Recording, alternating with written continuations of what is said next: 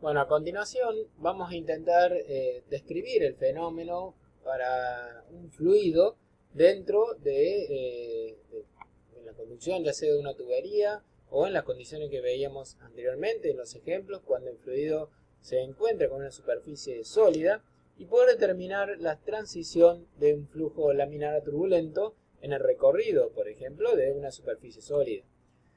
Ya hemos determinado que establecimos que existen al menos tres regiones bien diferenciadas. La primera, que es cuando ese flujo o esa velocidad de fluido, esa lámina, se encuentra con una superficie sólida, comienza a desarrollarse un flujo turbulento y es en esa transición lo que determina, la transición entre la velocidad modificada y la velocidad original del fluido, lo que determina esta aparición de la capa límite. La capa límite se irá desarrollando, aumentando su espesor, hasta una región donde no se conoce mucho qué es lo que sucede. Pero también es cierto de que pasada esa región, que tiene un desarrollo también, aparece otra región claramente diferenciada, que se caracteriza por la aparición de torbellinos, y esta región se lo denomina la capa límite turbulenta. La transición se le da el nombre a la zona que existe entre una región que claramente es límite, perdón, es laminar, y otra que es turbulenta. Por lo tanto, esta zona de transición que queda establecida intermedia es una zona en donde se sabe con certeza que no es ni laminar ni turbulento, pero que es la transición, como lo dice el nombre, entre una y otra región.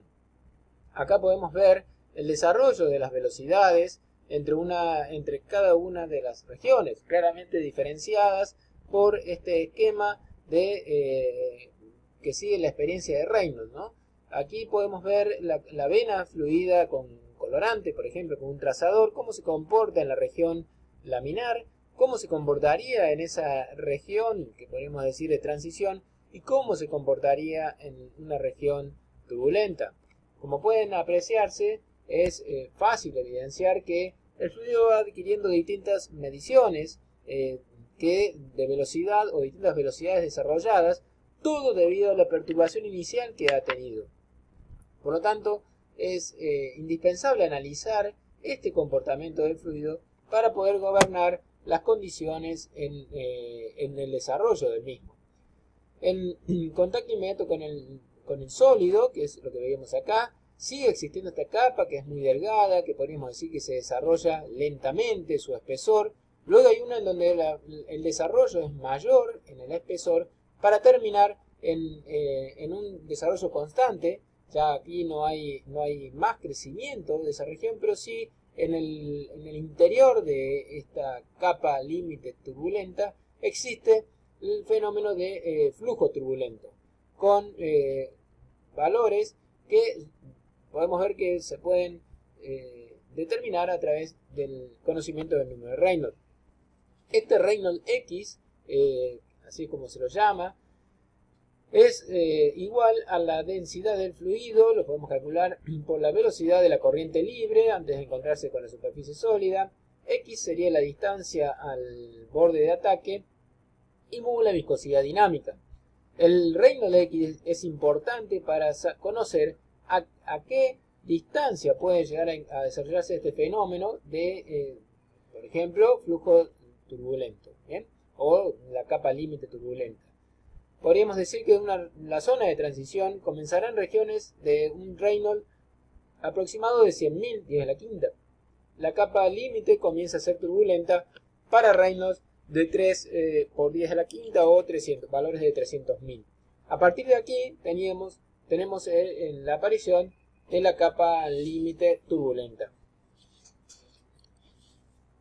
En esta gráfica, esta figura nos podemos representar, está claramente representado, los valores y los comportamientos que tiene el fluido en el interior, en la zona más dentro de la capa límite.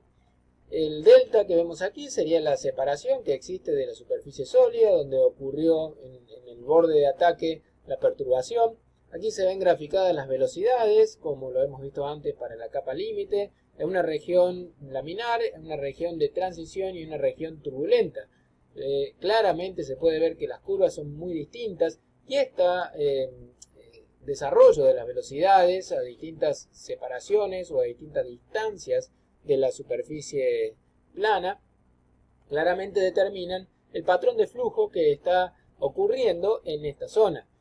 Podemos ver aquí la zona de finalización del flujo laminar en Reynolds alrededor de 100.000, entre 100.000 y 300.000, una zona de transición para luego continuar a partir de valores de 300.000 en el número de Reynolds en la región turbulenta. En esta gráfica inferior también podemos ver exactamente el mismo desarrollo, viendo las distancias y en las distancias para alcanzar una y otra región.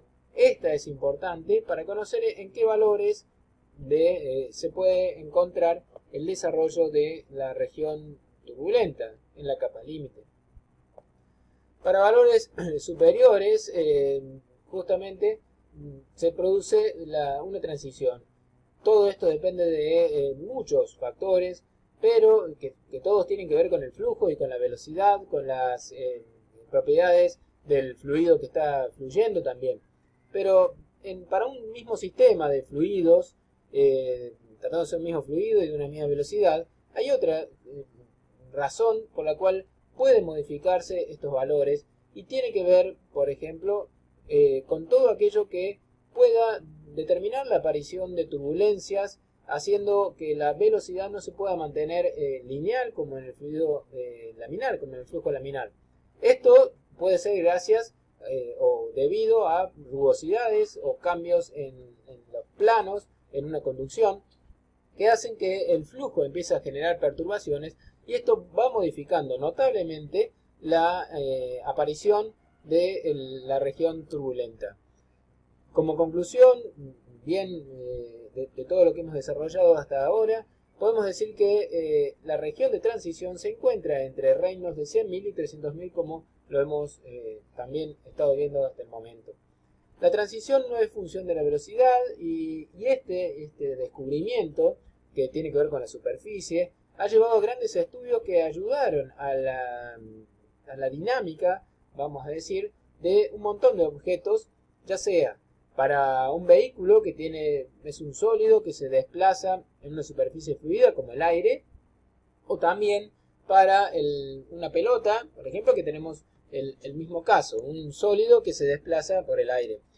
Obviamente, si la superficie es más rugosa, ofrece una resistencia mayor en el perímetro del objeto del cual estemos hablando.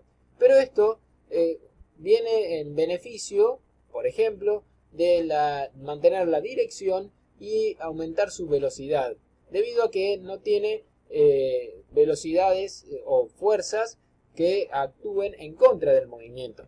Lo vamos a tratar de ejemplificar así. Si tenemos una pelota que es una esfera de superficie lisa y una pelota de superficie rugosa, en este caso vamos a poner de ejemplo la pelota de golf, ambas tienen el mismo diámetro, por lo tanto las esferas por fuera son prácticamente iguales, su diferencia está en la rugosidad de la superficie. En la primera podemos ver que la separación de la capa límite se logra, si consideramos el eje horizontal, se logra aproximadamente unos 75-80 grados, esta separación de la capa límite. En la segunda vemos que esto se traslada a aproximadamente 110-115 grados, lo cual hace que la superficie que no tiene contacto con una capa límite o con el fluido propiamente dicho fluyendo es un tercio de la que sería en el caso de la esfera lisa, de bordes lisos. Este efecto de separar más tarde la capa límite ayuda a la dirección del cuerpo, del objeto, como también a la velocidad, por los factores que habíamos dicho antes. La pelota de golf de esta manera tiene un alcance de 5 veces aproximado de una pelota lisa, ¿bien? Justamente por la dirección que es mucho más precisa. Esto sí es ayudado también con un giro de rotación sobre algún eje de la misma pelota. También se logran efectos interesantes que son muy estudiados, por ejemplo, en las superficies y en los recorridos de las pelotas de tenis, por ejemplo, en donde ya la superficie no es rugosa con hoyuelo, sino que tiene una especie de felpa o de superficie con pequeños pelos que hacen también que se comporte con un desprendimiento distinto a través de la capa límite. Cuando un fluido entra, por ejemplo, en un conducto, acá ya no estamos hablando de un cuerpo que se mueve libremente en la superficie de un fluido, es muy importante poder encontrar cuándo se desarrolla completamente el equilibrio de fuerzas. Este equilibrio de fuerzas se logra cuando determinamos una magnitud que se denomina longitud de entrada. La longitud de entrada es una distancia en donde podemos determinar que se juntarían las dos o la capa límite de todas las paredes del conducto. Por ejemplo, imaginemos un fluido que se acerca con una velocidad infinita a un conducto de sección circular y radio R.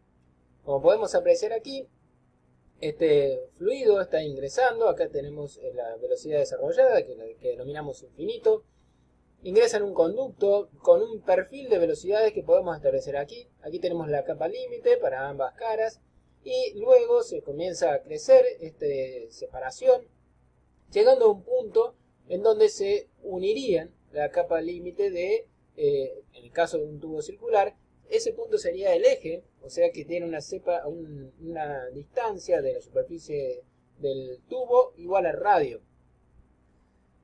Por lo tanto, en este punto se lograría el equilibrio de fuerzas. Fíjense que acá ya no tenemos un perfil muy distinto al que teníamos antes de la longitud de entrada. Este es el punto que determina la longitud de entrada.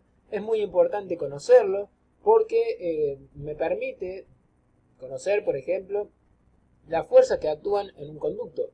Si yo antes de esta longitud de entrada realizo, por ejemplo, ensanchamientos bruscos o restricciones bruscas o cambios de dirección, esto provocará un flujo turbulento que va en contra, por ejemplo, de la energía para poder impulsarlo, o mucho ruido en el caso de conductos que tengan fluidos de baja viscosidad, como puede ser el aire.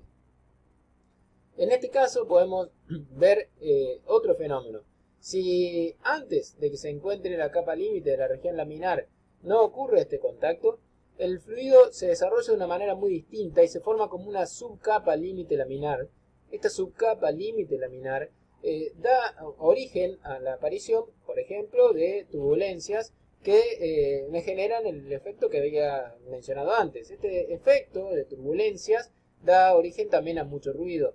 Esto ocurre o puede ser modificado logrando velocidades distintas dentro del fluido, jugando con valores de velocidades que me lo determinará el área del conducto y el caudal que yo quiero hacer circular. Puedo llegar a evitar estos fenómenos que no son deseables normalmente en la conducción de un fluido dentro de un conducto.